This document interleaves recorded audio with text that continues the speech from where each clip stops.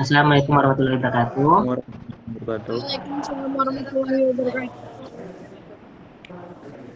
Kewirausahaan akan menampilkan hasil presentasi kami berdasarkan wawancara dari pengusaha muda bernama Abi Habibie, yang mana kelompoknya yaitu Agung Gali Triawan, Akifan Nasution, Omar Saputra, dan India Triani. Pertama yaitu pendahuluannya.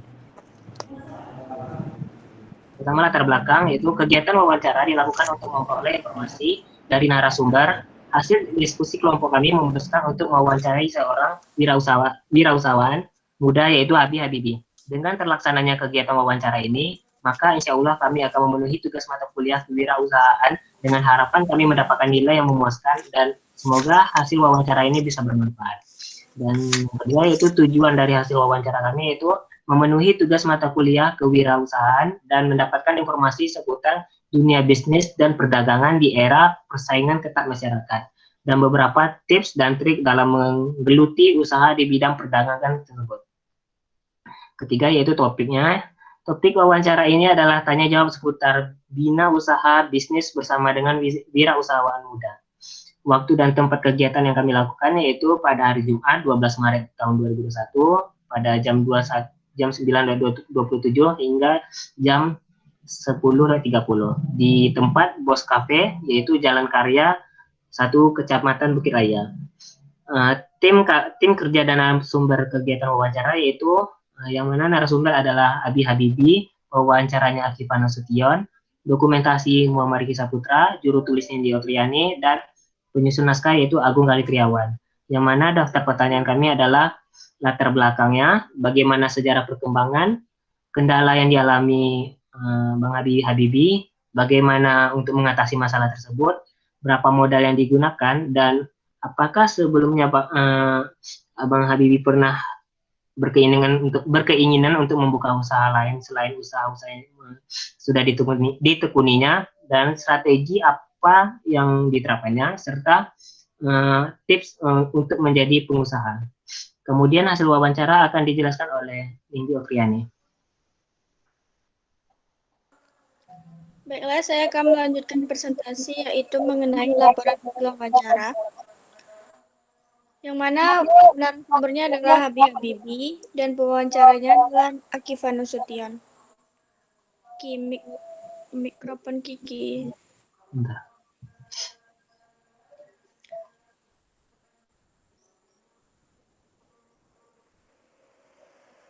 Ke atasin.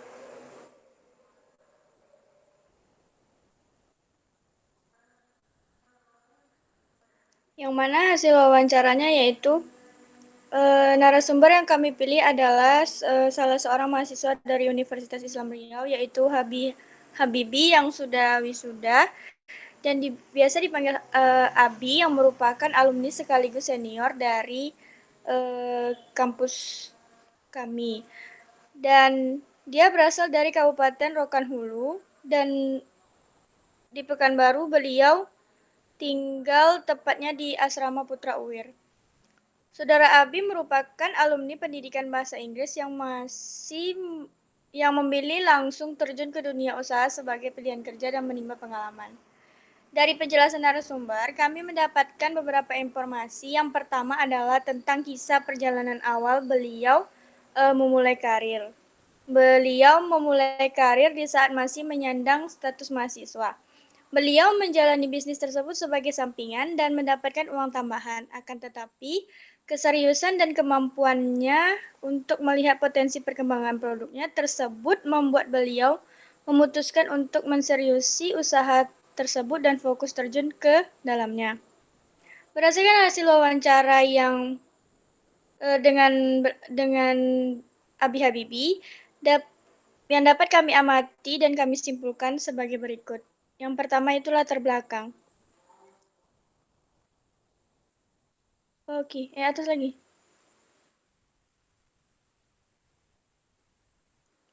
Atas lagi. Yang pertama itu latar belakang. Beliau memilih usaha popcorn karena beliau melihat dari zaman dulu hingga sekarang itu popcorn ini adalah salah satu makanan yang terfavorit dan hits dan tidak dimakan zaman. Jadi beliau membuat varian seperti rasa coklat dan lainnya agar berbeda dengan yang biasanya. Yang kedua adalah bagaimana sejarah perkembangan usaha. Beliau pertama kali melihat usaha ini dari salah satu adik tingkatnya.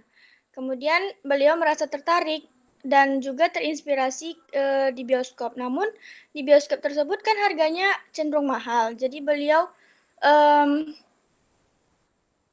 mengemas popcorn ini dengan harga yang lebih ekonomis.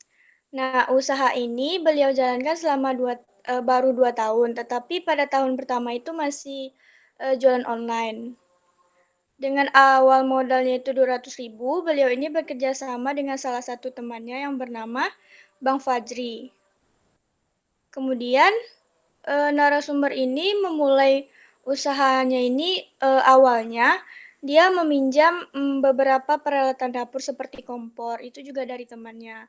Nah, dari biayanya ini beliau mendapatkan bantuan dari kampus sekitar 10 juta dan juga beliau kumpulkan uang dari hasil menang dari berbagai kompetisi yang beliau ikuti. Dan juga didukung oleh orang tua dan serta tabungan yang dia punya. Oke. Nah, selama berusaha, kendala yang beliau hadapi yaitu seperti sekarang ini kan pandemi, otomatis namanya kafe itu tidak selalu ramai. Jadi uang makannya, jajannya juga bensinnya terkadang masih modalnya itu masih dalam hitungan penjualan popcorn. Oke, sekian presentasi dari saya akan dilanjutkan oleh Agung. Baiklah, untuk poin yang ketiga adalah cara mengatasi kendala yang dihadapi.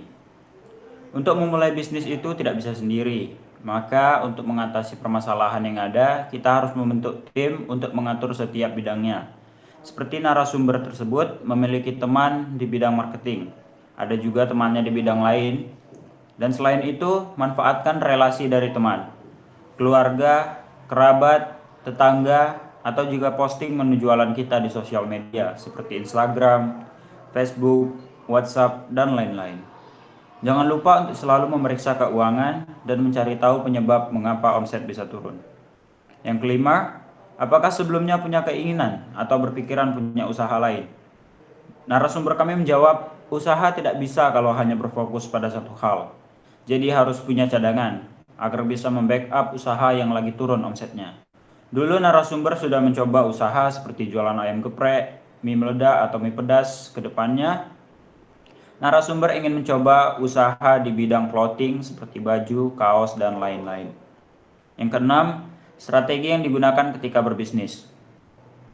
Gunakan sosial media saat kita berbisnis untuk melakukan promosi. Seperti contoh, narasumber menggunakan Instagram.